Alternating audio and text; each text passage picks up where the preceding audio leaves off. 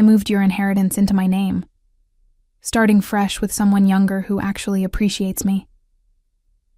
Greg's voice crackled through the phone from whatever beachside paradise he was calling from, followed by that smug laugh I'd grown to despise. You really should have paid more attention to your accounts, sweetheart. The words hit me like ice water, but I didn't flinch.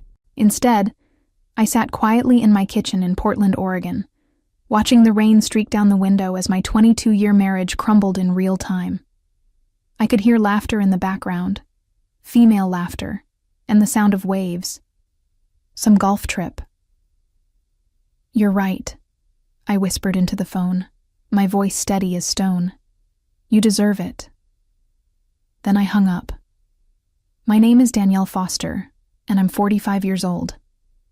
I work as a senior accountant for Hollowgate Systems, a mid-sized logistics company, and I've spent most of my adult life being methodical, careful, and maybe too trusting. But not today. Today, I felt something shift inside me, like tumblers falling into place in a lock. Greg thought he was clever. He thought that after 2 decades of marriage, he could simply waltz away with the inheritance I'd received from my Uncle Theodore 18 months ago.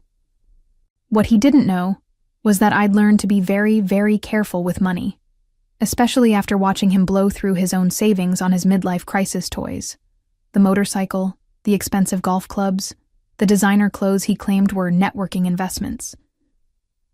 I poured myself a glass of wine and sat back down at my kitchen table, where my laptop was still open to the banking portal I'd been checking when he called. The inheritance, $600,000 plus the family cabin in the mountains, had been my security blanket, my escape plan that I'd hoped I'd never need to use. But Greg's timing was spectacularly poor. What he didn't realize was that Uncle Theodore had been more than just wealthy. He'd been paranoid about money, having lost his first fortune to a scheming business partner decades ago. When he'd left everything to me, he'd also left detailed instructions about protecting inherited wealth from predators and opportunists. I'd followed those instructions to the letter. The phone rang again. I glanced at the caller ID and saw Greg's number, but I didn't answer. Let him stew. Let him wonder why I'd been so calm, so accepting of his betrayal. He was about to learn that sometimes the quietest person in the room is the most dangerous. Outside, the rain kept falling, and I allowed myself a small smile. Greg had just made the biggest mistake of his life, and he didn't even know it yet. Growing up, I'd always been the responsible one. While my friends were out partying, I was studying accounting, planning for a stable future. I met Greg during my senior year of college. He was charming, ambitious, and talked about building an empire together. Back then, I believed him. For 22 years, I'd managed our household finances while Greg chased one get-rich-quick scheme after another. His construction company that folded after 6 months. The restaurant investment that turned into a tax nightmare. The cryptocurrency venture that cost us our vacation fund. Each time, I'd quietly cleaned up the mess, rebuilt our savings, and never said a word about his failures. Greg saw my silence as weakness. I saw it as strategy. When Uncle Theodore passed away last year, I'd grieved not just for the loss of the only family member who truly understood me, but for the end of our Sunday afternoon conversations about money, legacy, and the importance of protecting what you've earned. Theodore had built his wealth twice, once in his 30s, only to lose it all to a business partner's betrayal, and again in his 50s with the hard-won wisdom of experience. Danielle, he'd told me during one of our last visits, his weathered hands wrapped around a cup of coffee. Trust is earned daily, but lost in an instant. Protect yourself, even from the people you love most. I'd nodded politely then, thinking he was being overly cautious. Now I understood he'd been giving me a roadmap. After receiving the inheritance, I'd spent weeks meeting with Theodore's financial advisor, a sharp woman named Patricia Wells, who specialized in inheritance protection. Together, we'd structured everything through Gravora Group Private Banking, a firm that catered to clients who valued discretion and security above all else. The accounts weren't just protected by passwords. They were wrapped in layers of fraud detection, legal safeguards, and authorization protocols that required multiple forms of verification for any significant transactions. Greg's name appeared nowhere on any of the documents.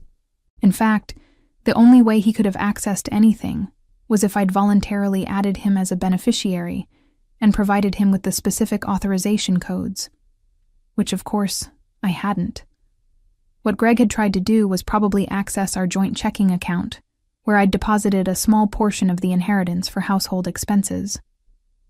But the bulk of Uncle Theodore's gift remained safely locked away, earning interest and waiting for the day I might actually need it. That day, apparently, had arrived sooner than I'd expected. I opened my laptop and began making a list of everything I needed to do. Greg had just handed me the perfect reason to finally take control of my life. The call I'd been expecting came at 7:15 the next morning. Greg's voice was tight with confusion and barely contained panic. "Danielle, what the hell is going on? I tried to transfer the money yesterday, and now the bank is saying there's some kind of investigation. They froze everything."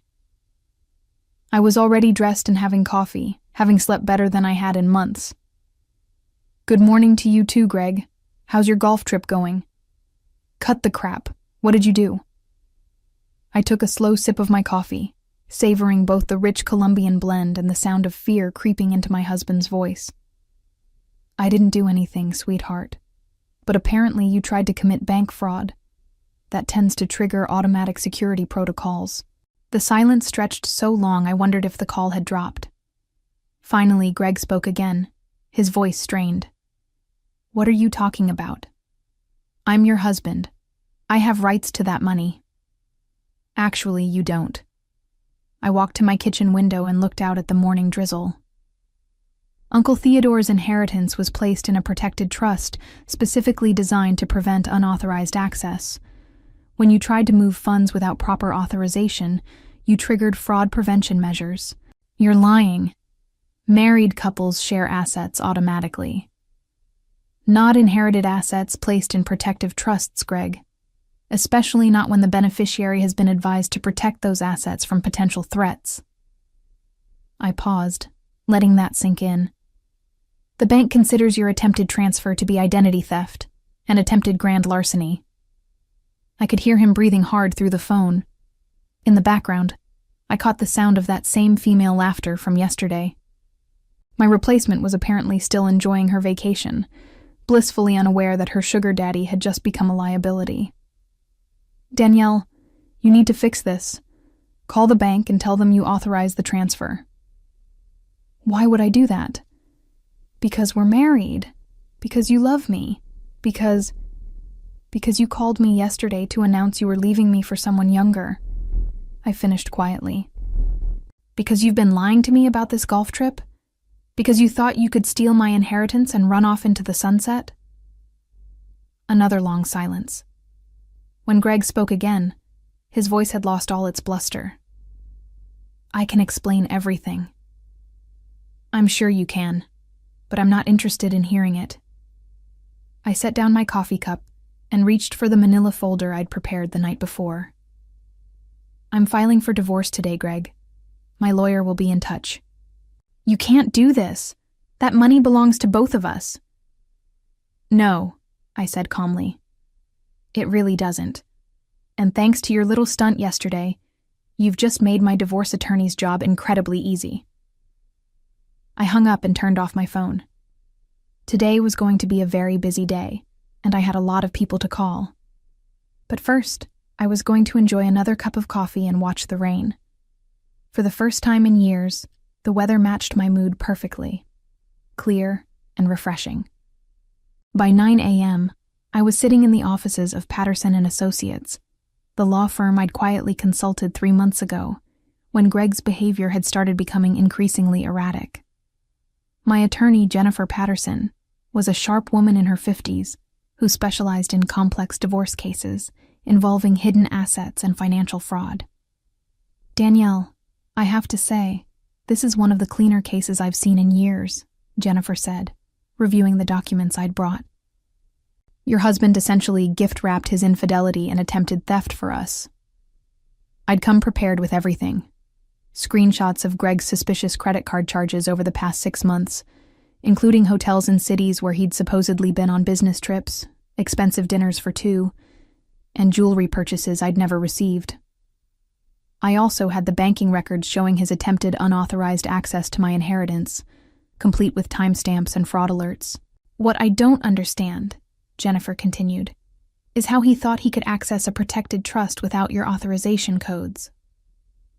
I pulled out my phone and showed her a series of text messages from 6 months ago.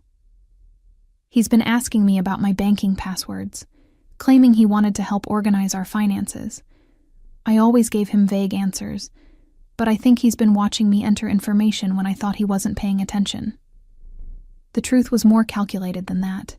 I'd suspected Greg was planning something for months. The late-night phone calls he claimed were work-related, the sudden interest in our financial accounts, the way he'd started asking seemingly innocent questions about Uncle Theodore's inheritance, and where exactly the money was being held. I'd started setting traps.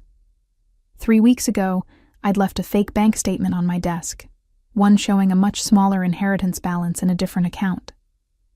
Greg had photographed it when he thought I wasn't looking. I'd watched him through the reflection in my computer monitor, his fingers flying as he captured the account numbers and routing information. Yesterday's attempted theft had been his move against the wrong account entirely. There's something else, I told Jennifer, pulling out a manila envelope. Greg's been transferring money out of our joint accounts for months. Small amounts, nothing that would trigger automatic alerts, but it adds up to almost $15,000. Jennifer's eyebrows shot up as she reviewed the documentation. Where was the money going? An account I'd never seen before. I hired a private investigator last month to look into it. I slid another document across her desk. Turns out Greg opened a secret account 8 months ago. The money was being used to fund his affair. Hotel rooms, trips, gifts for his girlfriend.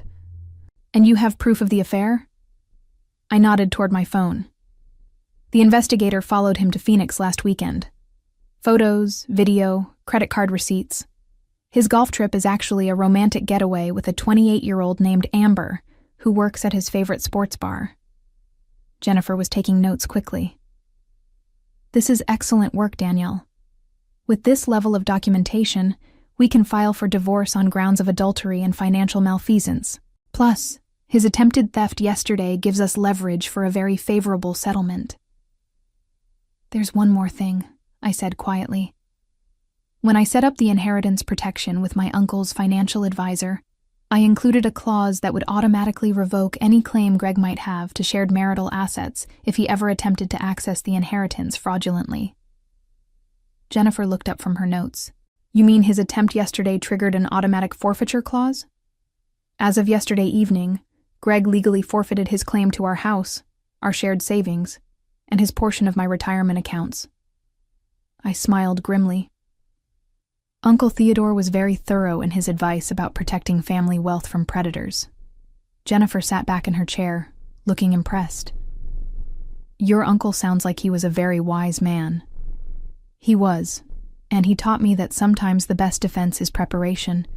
The call from Patricia Wells at Gravora Group Private Banking came at 11 a.m., just as I was leaving Jennifer's office. Patricia's voice was professionally calm, but I could hear satisfaction underneath. Mr. Foster has been calling our offices repeatedly since 8 this morning, she said. He seems to be under the impression that he can resolve this situation by speaking to a supervisor. And what have you told him? That any investigation into attempted unauthorized access to protected accounts must be handled through proper legal channels. We've also informed him that his actions have triggered automatic security protocols that cannot be reversed without court intervention. I smiled as I walked to my car. What exactly does that mean for him? Well, the attempted transfer has been reported to federal banking authorities as suspicious activity. Additionally, his social security number has been flagged in our system as a potential threat to account security.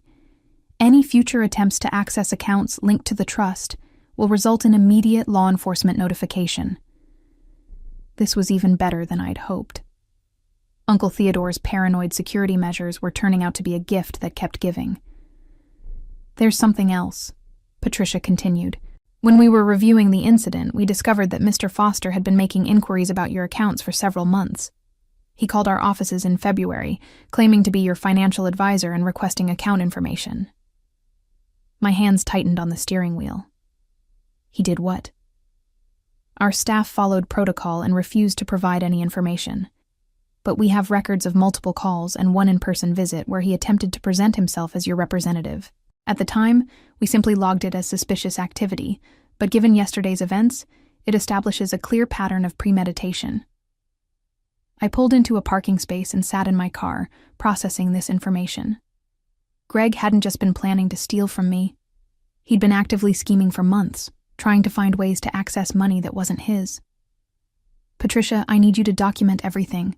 My attorney will want copies of all communication logs, security reports, and any evidence of his attempts to access the accounts." "Already prepared," she said efficiently. "I'll have everything couriered to your lawyer's office within the hour." After hanging up, I sat in my car for several minutes, watching office workers hurry through the drizzle. 22 years of marriage, and I was discovering that my husband was essentially a stranger. The Greg I'd fallen in love with in college would never have attempted something so calculating and cruel. Or maybe he would have, and I'd just been too trusting to see it. My phone buzzed with a text message from an unknown number. "This is Amber. Greg told me what you did to him. You're a vindictive bitch who doesn't deserve a man like him. He's never been happier than he is with me." I stared at the message for a moment, then typed back, "Tell Greg that when he gets arrested for bank fraud, he'll have plenty of time to think about how happy you make him." The response came immediately. "What arrest?" I didn't reply. Instead, I forwarded the text to Jennifer with a note. Evidence of ongoing affair and contact information for the other woman. Then I drove to my office at Hollowgate Systems. I had work to do, and maintaining my normal routine would be important in the days ahead. My colleagues didn't need to know that my personal life was imploding, at least not yet. But as I walked into the building, I felt lighter than I had in months. Greg had been planning his escape for months, thinking he was orchestrating the perfect betrayal. What he didn't realize was that he'd walked straight into a trap that Uncle Theodore had designed specifically for men exactly like him. The knock on my office door at Hollowgate Systems came just before lunch. My supervisor, David Walsh, poked his head in with a concerned expression. "Danielle, there are 2 people here to see you. They say they're from federal banking enforcement." My heart skipped, but I kept my voice steady. "Send them in, please." 2 agents entered my office. A woman in her 40s with kind eyes and a younger man who looked like he'd stepped out of a recruiting poster. They showed their credentials and introduced themselves as Agent Martinez and Agent Thompson. "Mrs. Foster, we're investigating suspicious banking activity related to your inheritance accounts," Agent Martinez said, settling into the chair across from my desk. "We understand your husband attempted to access protected funds without authorization." "That's correct." I closed my laptop and gave them my full attention. "He called me yesterday from what he claimed was a golf trip to inform me he'd moved my inheritance into his name. When I told him I didn't believe that was possible, he became agitated." Agent Thompson was taking notes. "Were you aware of any prior attempts by your husband to access these accounts?" "Not until this morning when my banking representative informed me there had been previous inquiries. Apparently he'd been calling the bank for months, claiming to be my financial advisor." I paused, choosing my words carefully. "I should mention that I'm filing for divorce. My attorney has documentation of financial irregularities in our joint accounts as well." The agents exchanged glances. Agent Martinez leaned forward. "Mrs. Foster, we need you to understand that what your husband attempted wasn't just a civil matter between spouses. Attempting to access federally protected inheritance trusts through fraudulent means is a serious crime." "How serious?" "Bank fraud charges could result in up to 20 years in federal prison and substantial fines," Agent Thompson said quietly, "especially when there's evidence of premeditation and ongoing deception." I felt a cold satisfaction settle in my chest. Greg thought he was stealing my money and running off with his girlfriend. Instead, he'd potentially destroyed his entire future. "What happens next?" I asked. "We'll need you to come in and give a formal statement. We'll also need access to any communications you have with your husband regarding the inheritance and any documentation of suspicious financial activity." Agent Martinez handed me a business card. "Your banking institution has been very cooperative in providing evidence of the attempted access." After the agents left, I sat alone in my office, staring out the window at the Portland skyline. Part of me felt guilty for not warning Greg about how thoroughly protected the inheritance was. But then I remembered his phone call yesterday. The smugness in his voice, the casual cruelty of announcing his betrayal, the laughter of another woman in the background. Greg had made his choice. He'd chosen to see my patience as weakness, my trust as stupidity, and my love as something he could exploit and discard. My phone rang. Greg's number again. This time, I answered. "Danielle, please, you have to help me. There are federal agents asking questions. This has gone too far." "Has it?" I asked quietly. "I made a mistake, okay? I got scared about our future, about money, and I panicked. But we can fix this. We can work it out." "Greg, you didn't make a mistake. You planned this for months. You opened secret accounts. You lied about business trips. You've been stealing from our joint savings to fund your affair, and you attempted to commit federal bank fraud." My voice was calm, almost conversational. "The only thing you didn't plan for was getting caught. What do you want from me? What will it take to make this go away?" "Nothing," I said. "There's nothing you can do to make this go away. You did this to yourself." Then I hung up and went to lunch. The news that Greg had been arrested came 3 days later through a call from Agent Martinez. I was at home, preparing dinner for one, and actually enjoying the quiet, when my phone rang. "Mrs. Foster, I wanted to inform you that we've taken your husband into custody on charges of attempted bank fraud, identity theft, and violation of federal banking regulations." I set down my wooden spoon and leaned against the kitchen counter. "Where was he arrested?" "Phoenix. He was attempting to board a flight to Costa Rica with his companion when airport security detained him." Agent Martinez's voice carried a note of satisfaction. "Apparently, fleeing the country while under federal investigation isn't advisable." After hanging up, I poured myself a glass of wine and called Jennifer Patterson with the update. She was delighted with the news, explaining that Greg's arrest would expedite our divorce proceedings significantly. "A spouse in federal custody for financial crimes pretty much eliminates any claim he might have had to marital assets," she said. "Plus, his attempted flight from the country suggests consciousness of guilt." That evening, I received a series of increasingly frantic voicemails from Amber, Greg's girlfriend. The first was angry, accusing me of destroying a good man out of spite. By the third message, her tone had shifted to pleading, asking if there was anything I could do to help Greg. I deleted them all without responding. The next morning, my doorbell rang. A courier delivered a thick envelope containing documents from Gravora Group Private Banking. Patricia Wells had included a handwritten note. "All security protocols have been reset. Your inheritance remains fully protected and has continued earning interest throughout this ordeal. Your uncle would be proud." I smiled, thinking about Uncle Theodore's warnings about predators and opportunists. He'd been absolutely right, and his preparations had saved me from losing everything to a man who'd never deserved my trust in the first place. 6 weeks later, I stood in the courthouse as Judge Morrison finalized my divorce decree. Greg appeared via video link from federal detention, looking haggard and defeated. His public defender had advised him to agree to all terms, rather than fight a battle he couldn't win. The settlement was everything Jennifer had promised. I kept the house, my retirement accounts, the inheritance, and my car. Greg kept his legal troubles and a debt to the federal government that would follow him for decades. The defendant forfeited any claim to marital assets through his attempted fraudulent access to protected accounts, Judge Morrison stated for the record. This divorce is granted with prejudice, and all financial arrangements are final and non-negotiable. As I walked out of the courthouse, my phone buzzed with a text from my sister Catherine. Saw the news about Greg's sentencing. 28 months in federal prison. Are you okay? I texted back, never been better. That afternoon, I met with Patricia Wells to discuss investment strategies for my newfound financial freedom. The inheritance, combined with my half of our previous shared assets, gave me enough security to consider early retirement, or perhaps starting my own accounting practice. Your uncle included a letter to be given to you after any legal proceedings involving the inheritance were resolved, Patricia said, handing me a sealed envelope.